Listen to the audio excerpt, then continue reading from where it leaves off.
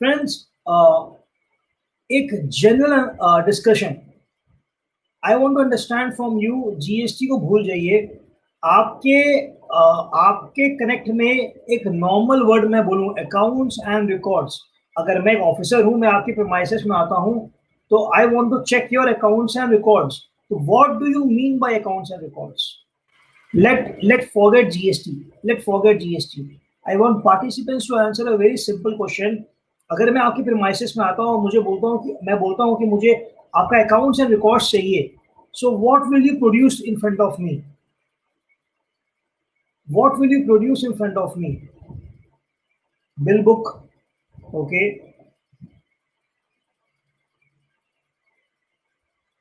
GST file details, bank statements, tally, bills, invoices, okay. Input GST taken, okay. Balance sheet PL, balance sheet PL नहीं देंगे, books of record accounts में वो नहीं आएगा।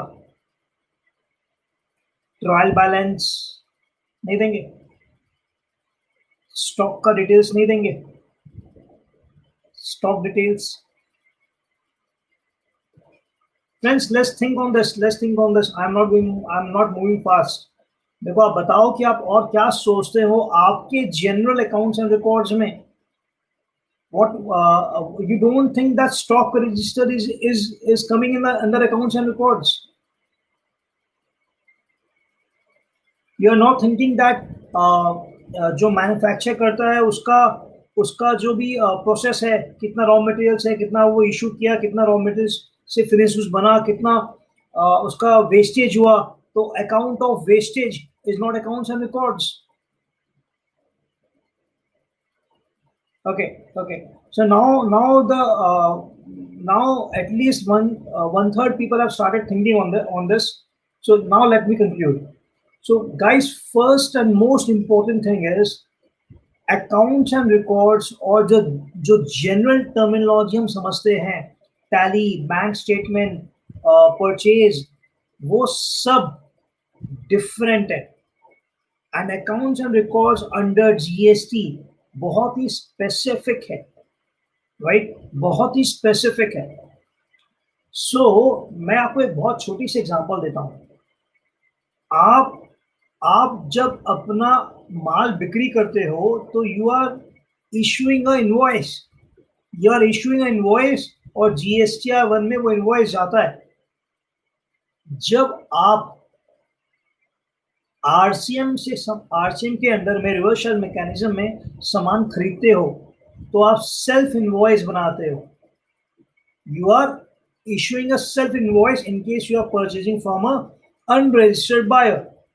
क्या वो आपके टैली में, अकाउंट्स एंड रिकॉर्ड्स में दिखेगा? मुझे I want you to answer. जो सेल्फ इनवॉइस हम बनाते हैं, क्या वो मुझे टैली में दिखेगा? क्या वो मेरे सेल बिल में रहेगा?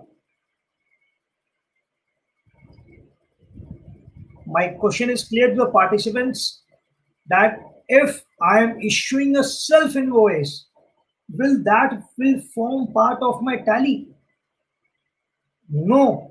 So here we are putting there's a difference in accounts and records of GST versus there's a difference in accounts and records of income tax or companies act.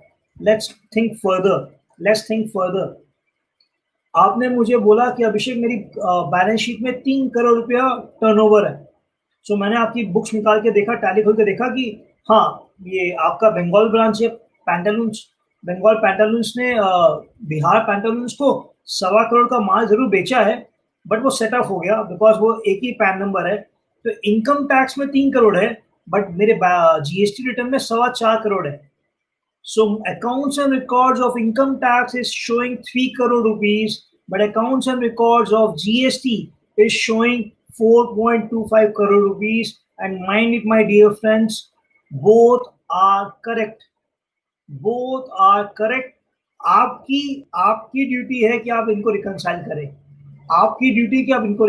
करें।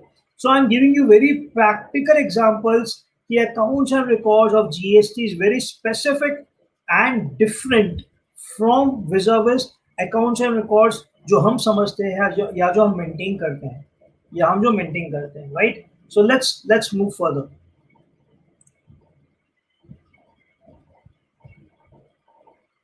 Okay. So, requirement for maintenance of records under Section 35 vis-a-vis Rule 56.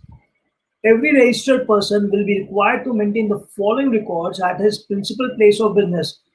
कहाँ करना पड़ेगा maintain? At principal place of business and at each additional place of business. इसका मतलब क्या है? अगर मेरी फैक्ट्री लेट्स से वेस्ट बंगाल में एक जगह पर है एंड मेरी ऑफिस कहीं और है, मेरी गोडाउन कहीं और है, so they might be registered, shown as an additional place of business. My factory is shown as a principal place of business. Friends, I'm liable to maintain all the following records at my principal place of business and additional place of business too. Additional place में मैं उतना ही करूंगा, उतना ही records maintain करूंगा जो उसके connected है, जो उस प्लेस के कनेक्टेड है. प्रिंसिपल प्लेस ऑफ बिजनेस में मुझे सारा मेंटेन करना पड़ेगा, राइट? तो let's move forward. Production and manufacture of goods अगर आप करते हैं तो production account showing raw materials और services used in manufacture and waste and by products of manufactured goods. Will discuss this in detail. आगे बढ़ेगा. Inward and outward supply of goods of service और both, including concerned tax documentation such as invoice, delivery challans, bill of supply, etc. Stock of goods, balance of stock including raw materials, finished goods, scrap, goods lost, stolen, destroyed, written off, disposed of as gift or free sample, right?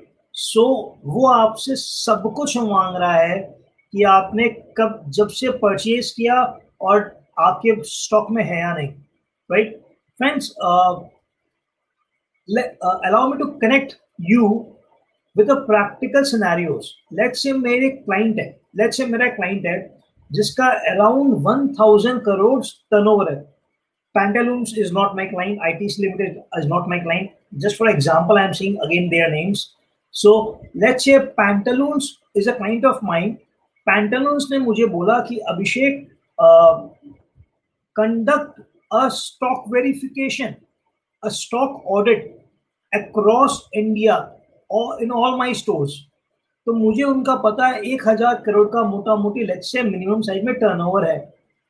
So what do you think, क्या 1000 करोड़ में 1 लाख रुपया का goods खराब हो सकता है या damage हो सकता है, या can there be anything destroyed, stolen, pilferage?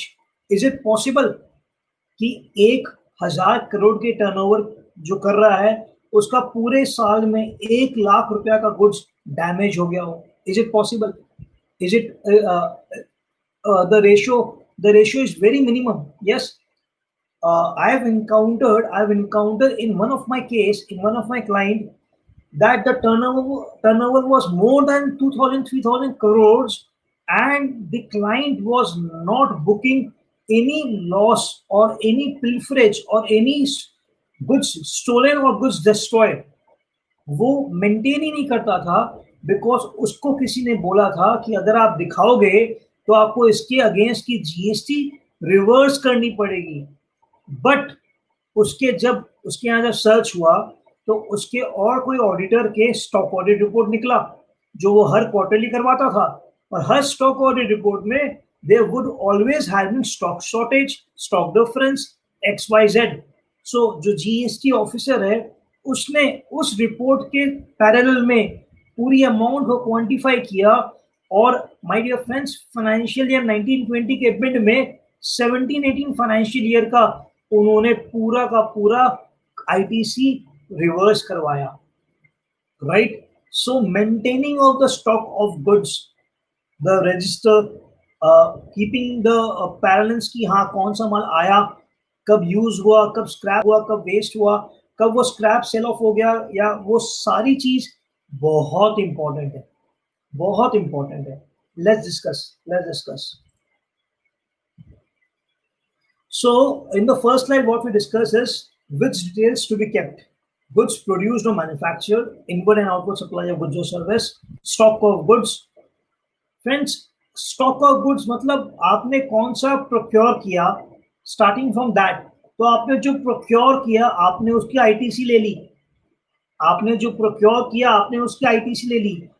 Officer उसके लिए कंसर्न है, ऑफिसर उसके लिए कंसर्न है। Officer might see and check your registered कि 31 मई का बिल जरूर है, 31 मई का बिल जरूर है सप्लायर का, बट आपने 7 जून को आज के डेट में स्टॉक रजिस्टर जीआरएन इश्यू किया है, स्टॉक रजिस्टर में आज के दिन में घुसा है।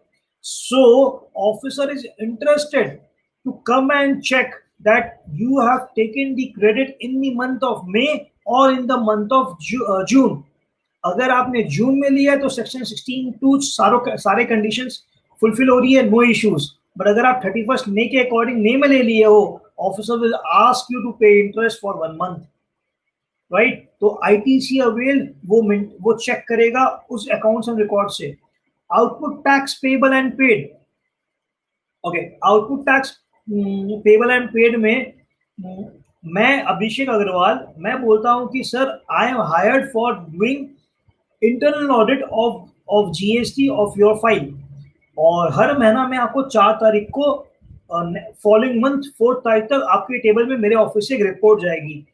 सो कोविड चल रहा है, 1 मई से 31 में मंथ खत्म हो गया, मेरे बंदे ने ऑनलाइन आपको बोला सर काइंडली आप टीम व्यूअर या नीडेस्ट में मेरे को सर्व अपना डेटा दे दीजिए। वो बंदा दिन भर काम कर लिया, he took the snap, he to the screenshots, वो अपना रिपोर्ट बना के मेरे पास ले आया, मैंने अप्रूव कर दिया।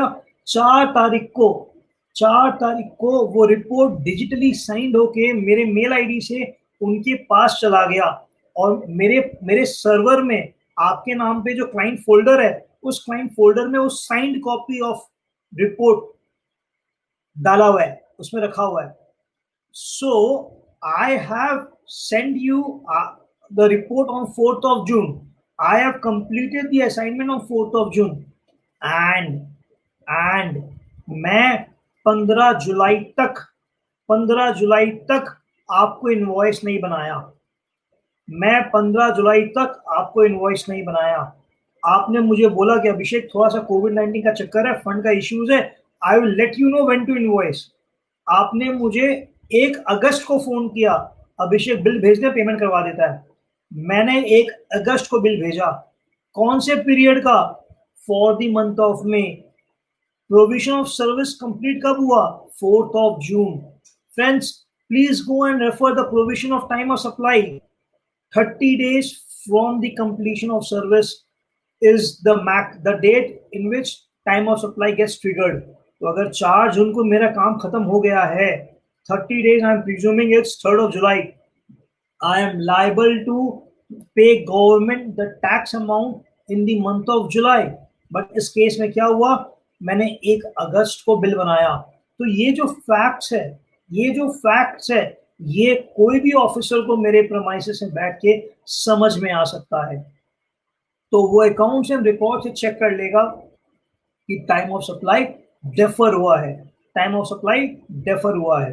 सो फ्रेंड्स, जो लोग इनकम टैक्स का प्रैक्टिस करते हैं वो लोग इनवॉइस बहुत बाद में करते हैं कि अरे अभी लोड चल रहा है, प्रेशर चल रहा है, बाद में कर लेंगे।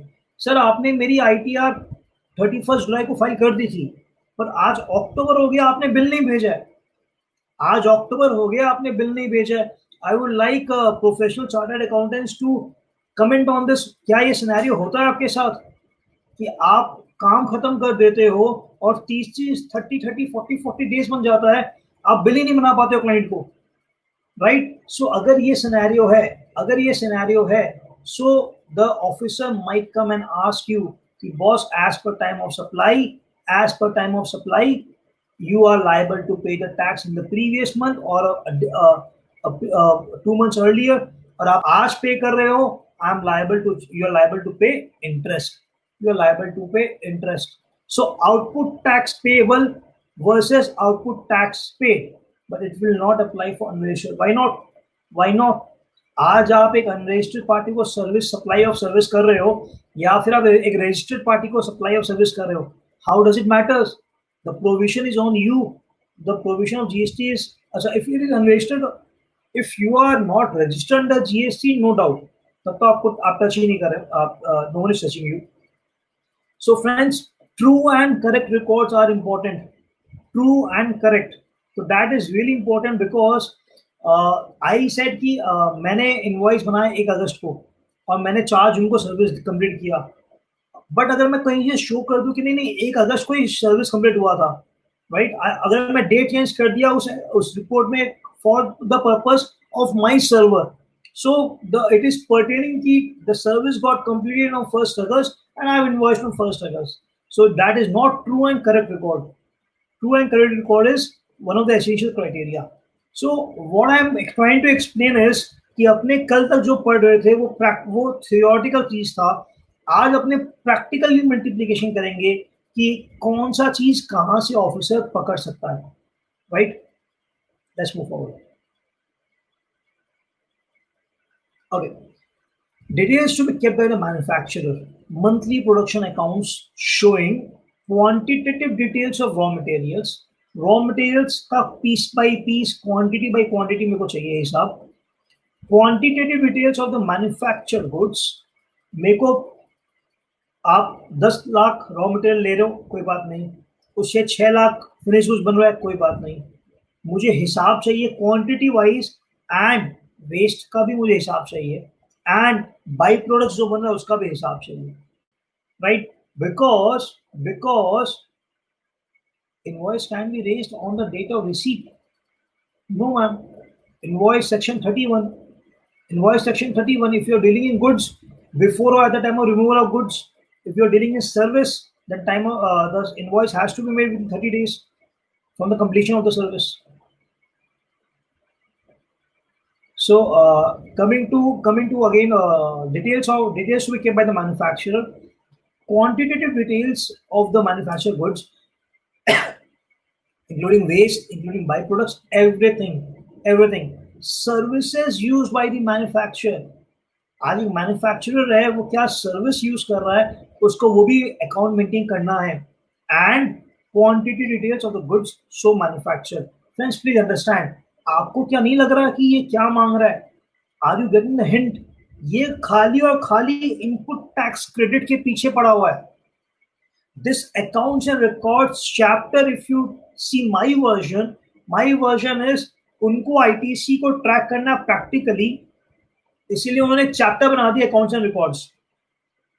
वो हर डॉक्यूमेंट, वो हर पेपर, वो हर प्रूफ एविडेंस आपसे मांगना चाहते हैं जिससे वो जज कर पाए कि there was a genuine ITC taken और not. There was a genuine ITC taken और not. And they also want to ensure कि आपने कुछ भी सप्लाई तो नहीं कर दिया बिना जीएसटी पेमेंट किए. Because if you see, waste का भी हिसाब मांग रहे हैं, बाई प्रोडक्ट्स का भी हिसाब मांग रहे हैं, राइट. बाई प्रोडक्ट्स का भी हिसाब मांग रहे हैं कि you used X for producing Y, but Z is a by product, you also supplied that. GST उसमें भी लगेगा, that is also coming in the shoes of supply. So keeping all this in mind, accounts and records will be a vital thing on a practical front. Okay, अब अपने बात करें stocks पे. तो stock details to be kept for goods received and supplied shall contain particulars of opening balance, receipt, supply, goods lost, stolen, destroyed, written off, or disposed by way of gift or free sample, and closing balance of stock of raw materials, finished goods, scrap and waste. Friends, please understand, मैं ये जो भी बता रहा हूँ मैं आपको law से बता रहा हूँ, रूल से बता रहा हूँ, right. So this is really very important कि वो अगर आपने लेट्स से आपके शॉपकीपर को, यू आर अ डिस्ट्रीब्यूटर, आपने अपने शॉपकीपर को गोल्ड कॉइन बांटा है, या आपने अपने शॉपकीपर को बोला है कि आप 1000 पीस का ऑर्डर दो, मैं आपको 1100 पीस दूंगा, 100 पीस फ्री में दूंगा. It depends on your valuation scheme. It depends on your structure of the transaction. How do you portray it? But अगर आपने free word use कर लिया या आपने books of accounts में free में कर दिया, so there must be an entry in your stock register. So an officer will be interested to check अगर आपने 100 पीस बेचा और डिस्काउंट 100 पीस का मतलब 1100 पीस दिया, लेस 100 पीस का आपने डिस्काउंट दे दिया, नो इश्यूज, नो इश्यूज। आपके बुक्स ऑफ अकाउंट में स्टॉक रजिस्टर में 1100 पीस डेबिट। बट अगर आपने 100 पीस डिस्काउंट बोल के ही एंट्री करवाई अपने बुक्स में, वैल्यूएशन जीरो, 0 रुपीज में आपने माल दिया फ्री ऑफ कॉस्ट गिफ्ट, सो वो आपके स्टॉक रजिस्टर में दिखेगा कि फ्री ऑफ कॉस्ट 1000 पीस गया है। So friends that will be subject to reversal of credit.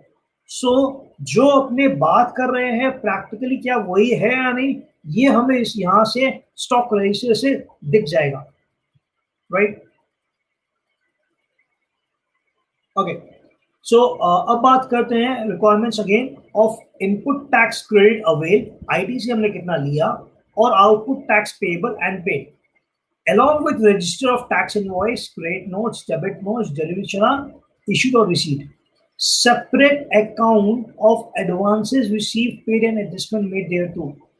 Friends हम बोलते हैं कि 15 नवंबर तक, 15 नवंबर 2017 तक आपको गुड्स के टाइम में एडवांस में आपको जीएसटी पे करना था, एंड सर्विसेज में आज भी करना है। So if you pay Abhishek Agarwal 1 lakh rupees advance for a corporate training, Abhishek is liable to pay GST on this 1 lakh rupees, right? So let's say the entire contract was of 3 lakh rupees. आपने अभिषेक को लाख रुपए आज advance दे दिया और बोला कि training के बाद में आपको बाकी 2 लाख रुपए ट्रांसफर करूंगा। Friends, Abhishek have to issue a receipt voucher to you, pay tax on this 1 lakh rupees, GST one में वो एडवांस दिखाएगा कि मुझे मिला। जब वो आपको 3 लाख का इनवॉइस इशू करेगा तब उसको वो एडजस्ट भी करना पड़ेगा 1 लाख रुपया जिसपे वो टैक्स पे करके बैठा है। So register has to be maintain for advances received, advances paid and advances adjusted. उसकी एक अलग से अकाउंट आपको बुक मेंटेन करनी पड़ेगी। Okay, now this is important which I was connecting yesterday. Name, address of the suppliers from whom supplies have been received and recipients to whom supplies have been made। तो the section 35 and rule 56 he mandate कर देता है कि आपको जिनसे आप माल खरीद रहे हो उनका नाम और एड्रेस होना जरूरी है, और जिनको आप माल बेच रहे हो उसका भी नाम और एड्रेस होना जरूरी है। The complete address of all the premises where goods are stored by a registered person। आप अगर रजिस्टर्ड पर्सन हो, आप कहीं पर भी माल स्टोर कर रहे हो, आज लेट्स से हमारे बंगाल में दुर्गा पूजा होता है, सो दुर्गा पूजा के पहले हर गारमेंट वाला, हर कपड़े वाला बहुत ज्यादा माल स्टॉक करता है। तो कुड भी पॉसिबल कि उस टाइम में वो अपने शोरूम में पूरा माल भर के रखा है, वो अपने घर पे भी माल रखा है। सो माय डियर फ्रेंड्स, उस ड्यूरेशन में अगर उसके घर पे माल स्टोर हो रही है, उसको अपने घर का एड्रेस भी as a additional place of business दिखाना पड़ेगा। Now let's take example here also. So I Abhishek Agarwal in Bengal want to be ready कि गुजरात में मैंने क्लाइंट से बात कर लिया है एंड वो मोटा मोटी कंफर्म है कि मुझे ऑर्डर देगा, पर उसका कंडीशन ये है कि मैं आज अगर ऑर्डर दूंगा तो I need a supply in 24 hours. So उसको फुलफिल करने के लिए मैंने गुजरात में एक गोडाउन में सारा का सारा एक एस्टिमेटेड क्वांटिटी वहां भिजवा दिया। I have send my manufactured goods from Bengal to Gujarat and I have stored in a warehouse or a godown। Friends, I am registered in Bengal। मेरा क्लाइंट है गुजरात में, पर क्योंकि मैं माल स्टोर कर रहा हूं गुजरात में, I am also required to have a registration there। Since I am also required to have the registration there, additional place बोलने से नहीं चलेगा, because different state हो गया, I have to take a fresh registration there। right? It's important। Okay, where to maintain such details as discussed, principal place of business and at every place of business। Friends, every place of business, doesn't matter वो additional हो, doesn't matter वो principal हो, every place of business across India, across India. Okay, how to maintain such details, manual or electronical? You can maintain both. आप either manually maintain कर सकते हो या electronically maintain कर सकते हो. So what are the parameters when we maintain manually or electronically? Let's discuss that. Sorry. So if you maintain manual books of accounts, maintain records in books serially numbered.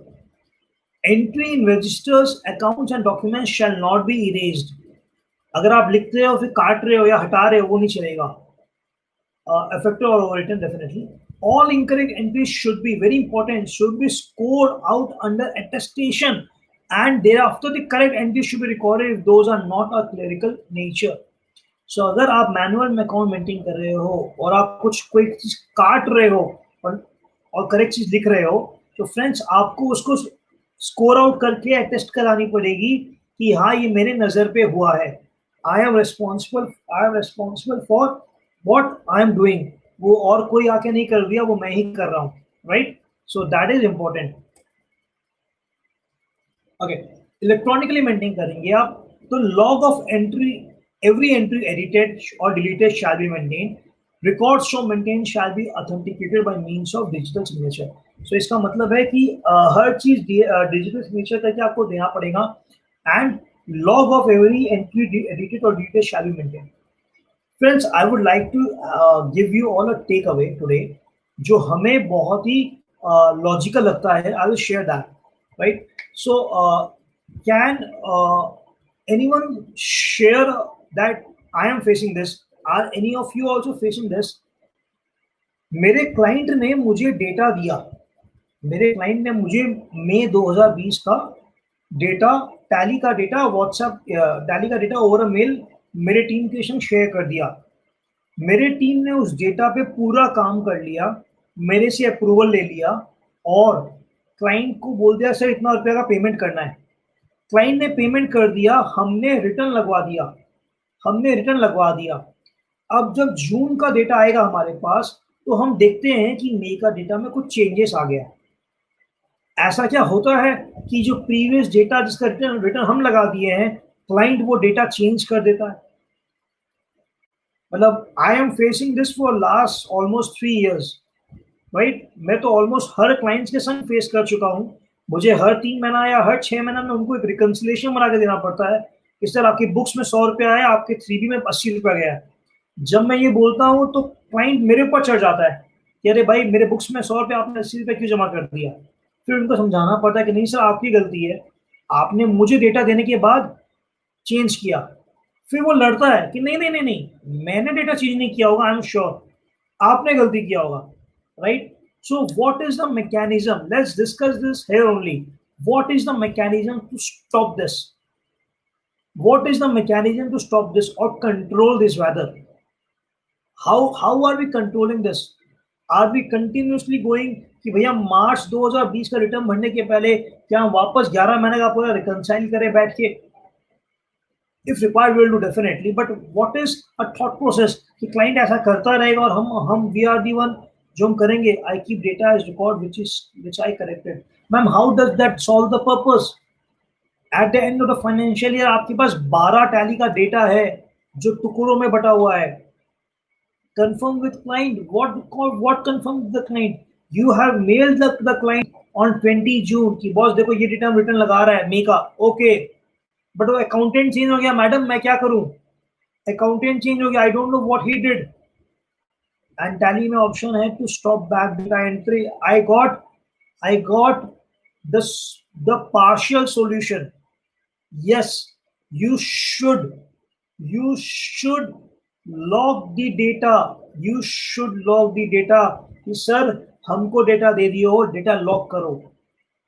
In my clients, I have ensured that post 3 working days के बाद इस महीना का मई का month खत्म हो गया, 4th जून के बाद they cannot enter anything in the month of May. वो 4th जून के बाद से मई महीना में कोई भी एंट्री ही नहीं कर सकते. Nothing, right? So number one solution. Number two solution, what we have encountered, we are still implementing. There is a audit feature. There is a audit feature which you can activate in Tally, right? It's a very what I understood. There is an audit feature there which you can activate in Tally, and that will give you a log. That will give you a log. Friends, I am having clients with SAP. I am having clients of other different ERP softwares. उनका system अलग है, उनका already block रहता है, आपको change नहीं कर सकते. उनके संग मेरे को इशू नहीं होती है. मुझे जो इशू होती है वो एमएसएमई क्लाइंट के संग होती है जो बेसिकली क्विक बुक्स या टैली यूज करते हैं. तो for tally I am guiding you. There is a feature called audit feature, which if you activate in your client's license, you will also have to generate an ID password as an auditor, right? So हर चीज का वो log दिखता है. अगर वो आपको data दे दिया, अगर आपको वो डेटा दे दिया, तो उसके बाद अगर वो चेंज करता है तो इट इज अवेलेबल कि डेटा इस तारीख को चेंज हुआ है. तो you can always keep a track कि 20 तारीख को आपने डेटा मेल कर दिया था, उसके बाद डेटा चेंज हुआ है. So I have to take action on this. So we have two alternatives. Number one is log the data. 3 तारीख के बाद आप एंट्री नहीं कर पाओ. Number two is activate the audit feature in the Tally.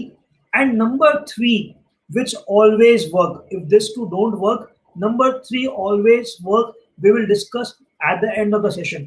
इसी PPT में वो slides है, so we will discuss that. And trust me, friends, if you follow this, what I really feel, मेरे ऑफिस में compliance become more light.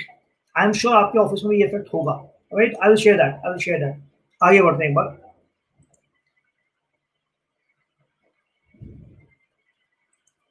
Okay. So maintenance of books manually and electronically हो गया. Now coming to vouchers. Friends, please always think, एक officer आता है GST का, तो वो आपसे कौन कौन से वाउचर्स आपको बोलेगा कि प्लीज दिखाओ. Ma'am, I will share the third option. You have to wait till end of the session. अगर आपके पास जो प्रेजेंटेशन गया है उसमें लिखा हुआ है, लास्ट में है, but I will discuss that, right? So I always try to have one or two takeaways in every session. So today's takeaway was that only, right? Let's proceed. So अगर कोई ऑफिसर आपके पास आता है तो वो कौन कौन से वाउचर्स आपसे मांग सकता है. Let's have a note, right? Tax invoice, right? Supply of taxable goods and services. Tax invoice आपने इश्यू किया होगा. बिल ऑफ सप्लाई आपने इश्यू किया होगा. अगर आप कंपोजिशन सप्लायर हो या फिर आप exempted goods या सर्विस दे रहे हो, you must have issued a bill of supply. Receipt voucher. If Abhishek have received advance of 1 lakh rupees, Abhishek have to issue a receipt voucher. Friends, I'm connecting you to the tax invoice account, tax invoice classes, right? उस class से मैं आपको connect कर रहा हूँ, तो मुझे वो सारे वाउचर जो हमने वहां बात की थी वो यहाँ पर चाहिएगी, right? Whatever we are discussed in tax invoice class, I need this vouchers in my hand in this session. So refund voucher. If advance refunded without supply, आपने मुझे 1 लाख रुपया दे दिया, COVID-19 आ गया, I cannot travel to your place. तो I said sir webinar कर लेते हैं. आप बोलते नहीं अभिषेक वेबिनार छोड़ दो, जब कोविड ठीक होगा देन वी विल सी. तो I return you 1 lakh rupees back, right? तो I am issuing you a refund voucher, right? Revise invoice आपने बात की है. रजिस्ट्रेशन लेने के लायबिलिटी और रजिस्ट्रेशन से लेकर रजिस्ट्रेशन आने तक जो आपने माल सप्लाई किया, you can always issue a revised voucher invoice. So this is the only invoice which can be revised. So revised invoice has to be also maintained. Self invoice, reverse charge mechanism, unregistered purchase, exemption not exceeding 5,000. This is no longer exists because of 9(4) done away. Consolidated invoice monthly. So you can always issue one invoice monthly of reverse charge if you are purchasing from unregistered party. Payment voucher reverse charge. Doesn't matter आप क्या कर reverse charge में, the moment you activate, ensure you have to issue self invoice, ensure that you have to issue a payment voucher the moment you pay to the supplier. Debit note, as we discussed, upward revision of rates, no time limit. There is no time limit in debit note. you can issue a debit note for a financial year 17-18 today also. But आपका credit note का there is a time limit. So credit note there is a time limit, downward revision of rate and good return deficiency of service. In cases में ही आप credit note issue कर सकते हैं. Delivery challans, documents of supply other than supply, repair, job work, तो जहां delivery चलान issue कर रहे हैं वो डिलीवरी चलान आपको मेंटेन करना पड़ेगा. फ्रेंड्स, आप GST-1 अगर भरे हो ना तो उसमें आप देखना लास्ट टेबल है डॉक्यूमेंटेशन, आई गेस टेबल 13. उसमें अगर आप देखो तो delivery challan for others, delivery challan for job workers, delivery challan for goods Saint on approval basis, ये 3 अलग क्राइटेरिया बनाया हुआ है. So the department is very specific कि आप डिलीवरी चलान जो भेज रहे हो वो कौन से पर्पस के लिए भेज रहे हो. Please identify. Okay, accounts and records again with respect to rules of maintenance of records in the following criteria. So records may also be maintained in an electronic form or authenticated by a DSC. Friends, very important. अगर आप एक invoice मुझे mail में दे रहे हो and उस invoice में अगर आपकी DSC लगी हुई नहीं है, आई मे स्ट्रेट अवे से sir I have not received the invoice. अपने क्या कर रहे हैं, अपने इनवॉइस का एक वो DSC का पिक्चर आता है वो लगा के दे देते PDF करके. But the moment if it is scrutinized और it is examined and it is found कि वो खाली पिक्चर है, वो DSC है ही नहीं, राइट? आपका stamp, sign copy, hard copy आया नहीं कभी, because you have a policy to send me over a mail and that is just a PDF copy and not a digital signed copy. So it might be said कि आपने कभी मुझे invoice दिया ही नहीं. Proper backup of the electronic record must be maintained. So it's the onus of the taxpayer to maintain a proper backup, right? And same or to produce also on demand. So let's say X की जगह पे एक सर्वे होती है और मैं as a officer जाता हूँ और मैं बोलता हूँ सर मुझे आपकी टैली दीजिए. वो शो ऑफ करते करते करते अपना लैपटॉप मेरे सामने गिरा देता है और बोलता है कि सर सारा का सारा टैली का बैकअप इस लैपटॉप में था जो आपके आंखों के सामने गिर के टूट गया. तो मेरा hard disk I am sure crash हो गया होगा. आई एम सॉरी टू से सर हमारे बीच हमारा डेटा नहीं रहा, राइट? वो ऐसा बोल सकता है. तो आपको बोलना पड़ेगा ठीक है भाई कोई बात नहीं, लॉ खोल के पढ़ते हैं. You should maintain a backup of the accounts and records. Show me the backup, give me the backup, right? अगर मैं जितना भी ये बता रहा हूं अगर वो नहीं करता है, अगर वो नहीं प्रोड्यूस कर पाता है तो क्या consequences will see. But I am saying कि this throwing of laptop and crashing of data in front of officer won't work, right? Entries in records to not be erased, definitely effaced or overwritten, and all incorrect entries shall be scored and attested. In case of electronic records, a log of a written deleted. So I have repeated the same thing because us slide में वो discuss करना था. I have repeated the same thing. Each volume of books of account maintained manually to be serial numbered. Friends, मैंने क्या देखा है बहुत जगह, मई महीना में इनवॉइस नंबर 1 से स्टार्ट कर रहे हैं 001 by 005 by 1920. जून महीना में वापस 1 से स्टार्ट कर रहे हैं 001 by 006. मई में 05 था, जून में 06 कर दिया. As per me that is not consecutive serial number. आप उसको हर महीना नंबर सीरियल सीक्वेंस को तोड़ रहे हो, राइट? सो ये बोलता है आपको एक ही सीरियल मेंटेन करने के लिए. So not recommendable. And whatever manual books you are having, you should have volume wise record, volume 1 copy, volume 2 copy, volume 3 copy, so that वो मेंटेन रहे. Okay. Annual audit by a chartered accountant और cost accountant the turnover exceeds 5 crore during the financial year. ये 18-19 के लिए बता रहा हूँ 5 करोड़, ऐसे 2 करोड़ रुपया normally लिखा हुआ था. Now for the 1890 it has been said that the turnover limit has been raised to 5 crores. Okay. Something more on GST audit, right? So एक बार slide को पढ़ते हुए then we'll discuss more on the GST audit slide. So every registered person whose turnover during a financial year exceed the prescribed limit, that is 18 months के लिए 5 करोड़ रुपए है, shall get his accounts audited by a CA or a cost accountant and shall submit a copy of the audited annual accounts, the reconciliation statement under the rule for section 44(2) and such other documents in such form and manner as may be prescribed, not applicable to Department of Government or state governments or whose books are getting audited by CAG. Friends, no, ma'am. Ledgers are not required to be digitally signed. Ledgers are just for your confirmation. Nothing to worry. Coming to GST audit once again. Friends, please understand, हम जो GST audit करते हैं, GST 9, GST 9C हम जो maintain करते हैं, so इसमें क्या बोल रहा है? इसमें ये बोल रहा है कि हर एक आदमी जिसका एग्रीगेट टर्नओवर वो प्रेस्क्राइब लिमिट से क्रॉस कर जाए तो उसको GST ऑडिट करवाना पड़ेगा. Let's read it together once again. He's saying shall get his accounts audited by a chartered accountant or cost accountant and shall submit a copy of audited annual accounts and reconciliation statement. एक second, मैंने अभी कुछ please type मत करिए, अभी मेरे संग रहिए. I am discussing really very important thing, right? तो अभी अपने 3 चीज मांग रहे जीएसटी ऑडिट में. Number one is accounts audited bye chartered accountant. Which accounts?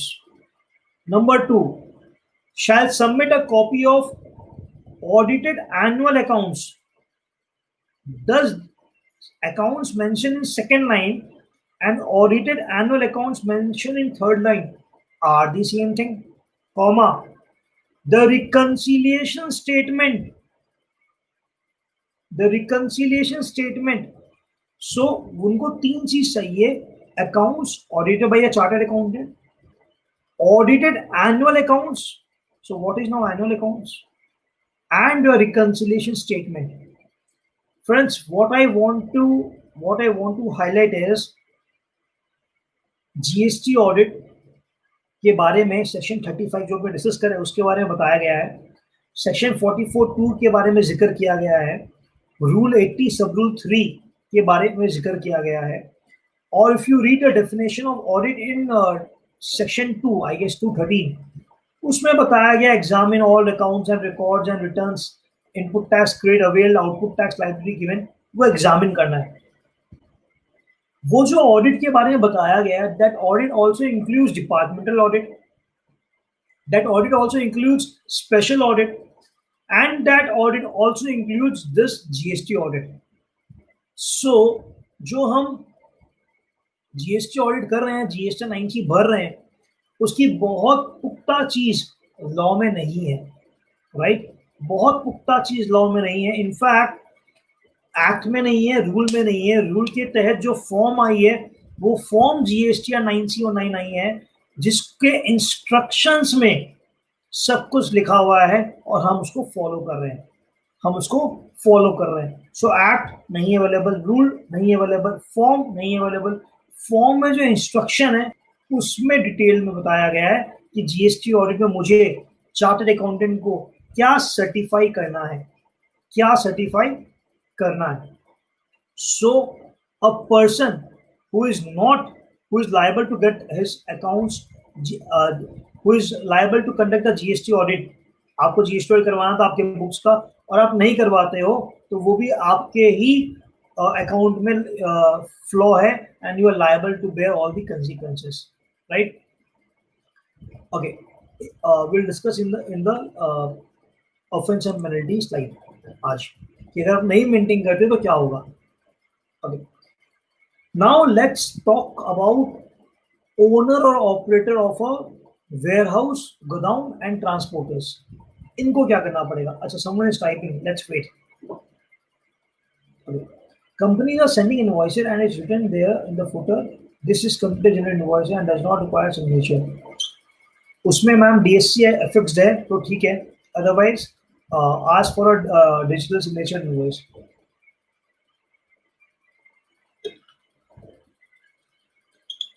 if you can go and see a rule of related to section 31 in tax invoice में, उसमें लिखा हुआ है कि क्या क्या चीज टैक्स इनवॉइस में होना जरूरी है. तो signature is a mandate, right.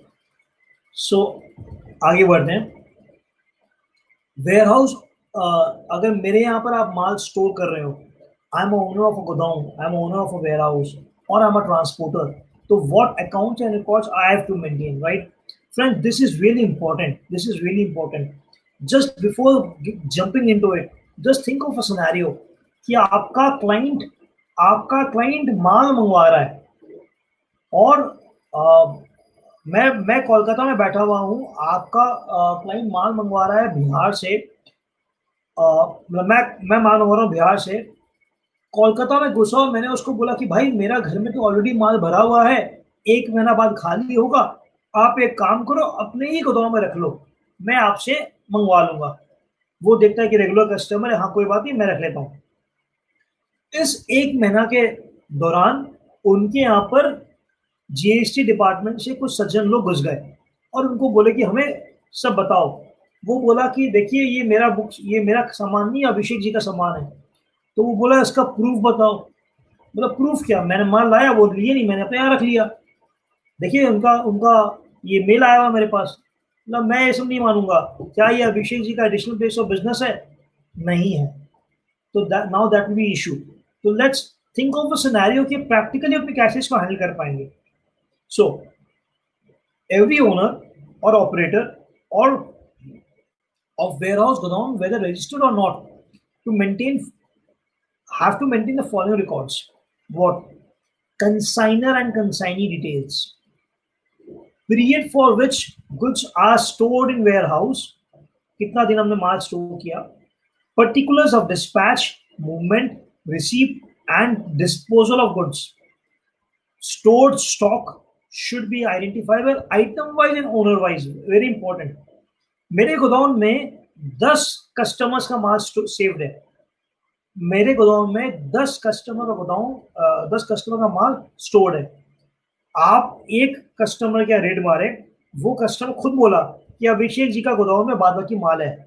वो मेरे यहाँ पर आता है और वो बोलता है कि मुझे मिस्टर एक्स का माल चेक करना है. तो मैं बोला ढूंढ लीजिए. ऐसे नहीं चलेगा.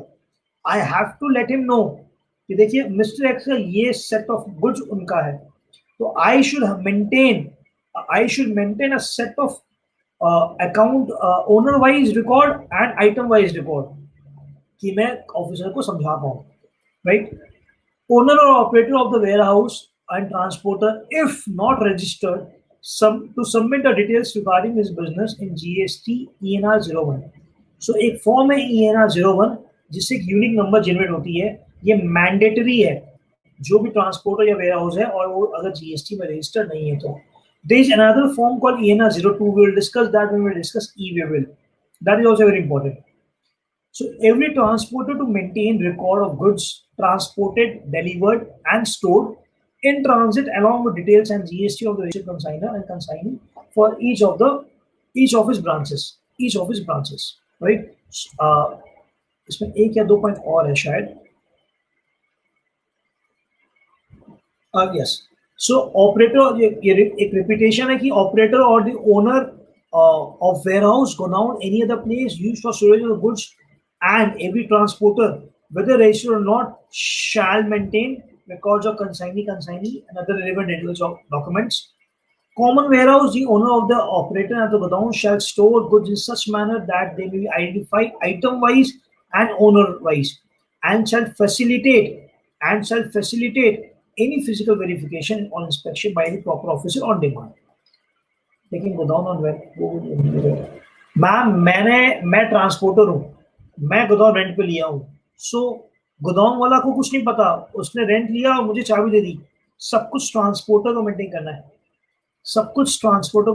है.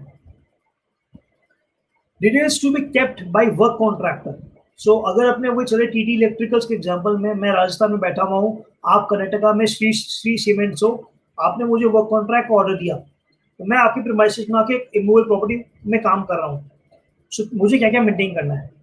person on whose behalf the work contract is executed.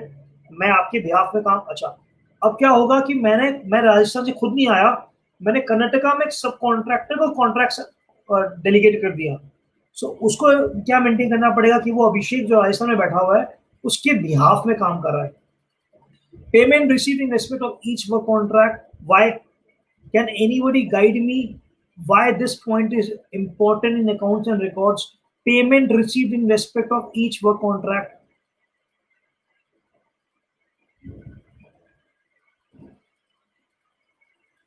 यहाँ अकाउंट्स एंड रिकॉर्ड में क्यों इंपॉर्टेंट आया वर्क कॉन्ट्रैक्ट में कि पेमेंट जो मिल रहा है वर्क कॉन्ट्रैक्टर को उसको उसको करना है. So you guys are very close. The word is to ensure that continuous supply of service है ये, तो मैं टाइम ऑफ सप्लाई डिफीट नहीं हो रहा हो. Since it's a work contract, presume कि बड़ा कॉन्ट्रैक्ट होगा, 3 महीना क्रॉस करेगा. We have discussed what is continuous supply of service.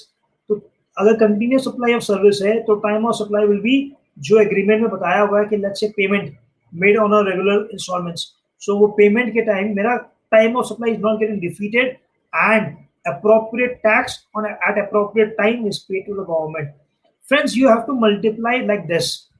आप कोई भी चैप्टर पढ़ो, कोई भी प्रोविजन पढ़ो, आपको बाद बाकी प्रोविजन को समझनी पड़ेगी और याद रखनी पड़ेगी कि क्या कब उसको भी वापस खोल के पढ़ के मल्टीप्लाई कर पाए. Right, you might have a client of a work contract, he might not be bothered कि भैया पीओएस क्या होगा चार्टर्ड अकाउंटेंट का. ही इज ओनली बॉदर्ड भाई मेरा बताओ मेरे लिए क्या इफेक्टिव है. सो आपको अपने अपने दिमाग में कंट्रोल एफ वर्क कॉन्ट्रैक्ट लिखना है और ये सारी चीजें आ जानी है कि टाइम ऑफ सप्लाई का ये प्रोविजन है, पीओएस का ये प्रोविजन है, इनवॉइस बनाने का ये प्रोविजन है. तो आपको उस तरीके से अपने अपने दिमाग में इसको बनाना पड़ेगा. Right, invoice supplies, suppliers from whom he received goods or service, वो you have to maintain the records. Goods or service received utilized for execution of work contract, you have to maintain the record.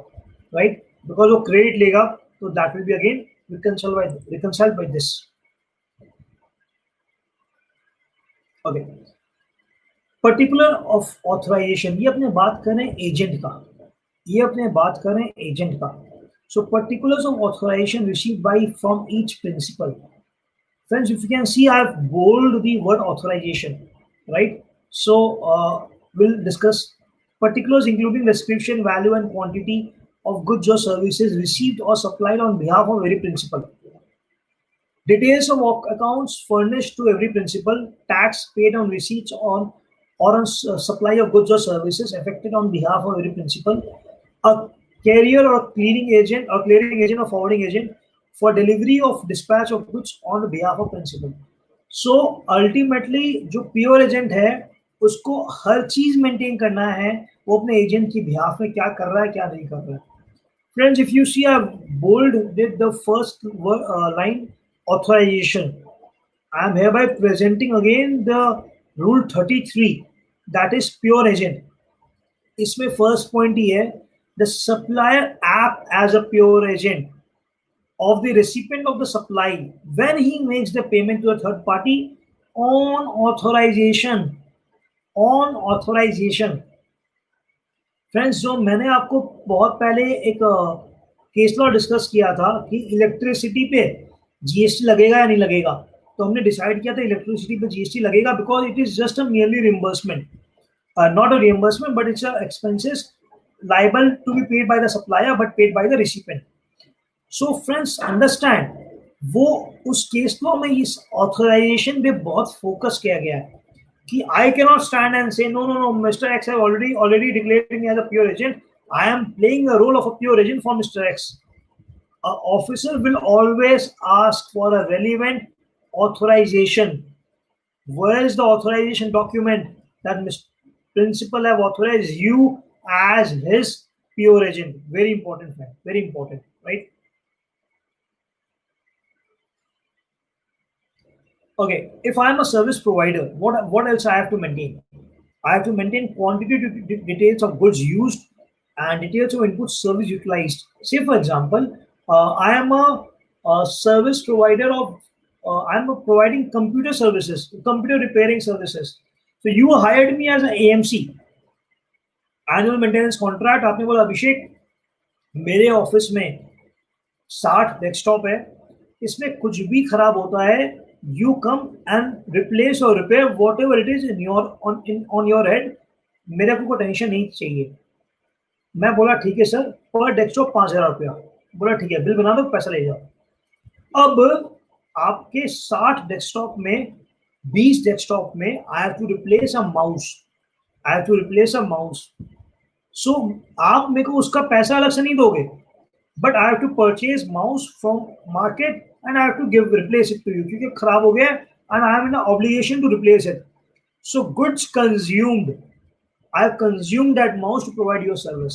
तो उसकी account मुझे maintain करनी पड़ेगी. Any service which I'm procuring, I have to maintain that. And outward service supplied, definitely have to maintain that. Okay, if I'm a custodian, then custodian, in the capacity of the custodian, clearing and forwarding agent, records of goods handled by him on behalf of a registered person has to be maintained very separately. Okay. Couple of 2 slides more of accounts and records, bit important. Every registered person required to maintain records for 72 months. एक second, 72 months कब से? सो मुझे 17-18 financial year जो गया उसकी GST की accounts and records 72 months तक maintain करनी है. कब से? From the due date of furnishing of annual return for the year pertaining to such accounts and records. So friends, I would like you to participate and inform me what was the due date of annual return of 17-18. 17-18 का annual return का due date क्या था?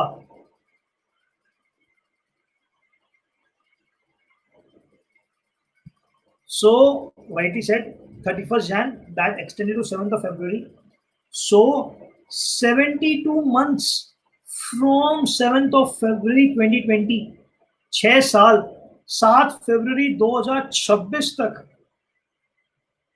Ma'am ऐसे ही office की premises की rent इतनी expensive है, people are seriously thinking to shift there working from work from home, कि भैया घर से काम करो, रेंट बचेगा, हम छोटा ऑफिस ले लेंगे. अब आप बता रहे हो कि हमारी जो बुक्स ऑफ अकाउंट्स है, अकाउंट्स एंड रिकॉर्ड जो जीएसटी की, वो 6 साल मेंटेन करनी है, right? So it's a huge thing. In case of any proceeding or investigation going on, the registered person to retain the books for a period of 1 year after the final disposal of the proceeding, or 72 months, whichever is later. So let's say Mr. X के यहाँ कोई investigation चल रहा है या कोई सर्वे चल रहा है, कुछ भी चल रहा है pertaining to 17-18 in 2025, तो उसको उनका ऑर्डर आने के 1 साल बाद तक इस पूरे रिकॉर्ड को मेंटेन करना पड़ेगा. In such case, records are maintained manually to be kept at every related place of business of registered person for the above period. In case such records are maintained digitally, they are to be accessible at every related place of business for the above period, right? Okay. Next is penal provisions. क्या होगा? So, if a registered person fails to account for goods and services as specified in the earlier slides, the said accounted goods, जिस goods and service के बारे में वो account नहीं कर रहा है, the said unaccounted goods or service will be treated as supplied by the said registered person and tax will be recoverable along with interest, right? Sir 17-18 का मैं आज चेक कर रहा हूँ, मुझे उसका कोई पेपर नहीं मिला, सो मैं उस पर इंटरेस्ट लगाऊंगा 17-18 से आज तक. And the complete address of all the premises where goods are stored by a registered person are to be disclosed. If any taxable goods are found to be stored at any place other than disclosed premises in the records by the registered person without cover of any valid documents, tax shall be payable along with interest on such goods as if such goods have been supplied by the registered person. मैं आपको बहुत genuine case बता रहा हूँ, बहुत genuine case. इसमें लिखा हुआ है कि अगर मैं आपके यहाँ माल रख दिया और आपके यहाँ पर एडिशनल प्लेस दिखाया नहीं और कोई भी पेपर वर्क नहीं किया हुआ है, तो उस गुड्स को माना जाएगा कि मैंने बेच दिया, मुझे टैक्स पे करना है विद इंटरेस्ट। हमारे यहाँ पर एक एरिया है कॉल्ड बड़ा बाजार, तो ये बहुत ही कंजेस्टेड एरिया है, छोटी छोटी दुकानें हैं पर बड़े बड़े बिजनेसमैन हैं। सो एक बिजनेसमैन का काम है तेल का, तो वो तेल का 15 लीटर ड्रम का जो टीना होता है वो स्टॉक करके बेचता है। Somewhere he got a news कि नेक्स्ट एक हफ्ते में बहुत दाम बढ़ने वाला है, तो वो 100 टीना मंगवा लेता है। जब वो अपने यहाँ माल रखवा रहा था तो वो देखता है कि 10 टीना शॉर्ट हो गया, जगह शॉर्ट हो गया। तो वो बगल वाले दुकान वालों को रिक्वेस्ट करता है कि सर मेरे यहाँ दिक्कत है, मेरे यहाँ 15-20 टीना डेली बिक्री होता है, so tomorrow only I will shift back the 10-15 tins which I am keeping at your premises। उसने बोला हाँ ठीक है रख लो यार, कोई बात नहीं, अपने आस पड़ोस में रहते हैं। नेक्स्ट डे मॉर्निंग शटर खोला और जीएसटी ऑफिसर लोग आ गए। उन्होंने देखा स्टॉक में लिखा हुआ है 100 टीना कल रात को आया है, वो गिने 90 टीना। 10 टीना कहाँ गया भैया, सब बगल वाला दुकान में रखा हुआ है। डीम्ड कि आपने माल बेचा है और आपने इंटेंशन आपका सही नहीं था। सो हम इसको बोलते हैं कि आपको टैक्स पे करना है with interest, with interest. Friends, interest can go up to 100% of the tax amount. We'll discuss later on, right? So it's a thing which has to be taken care of.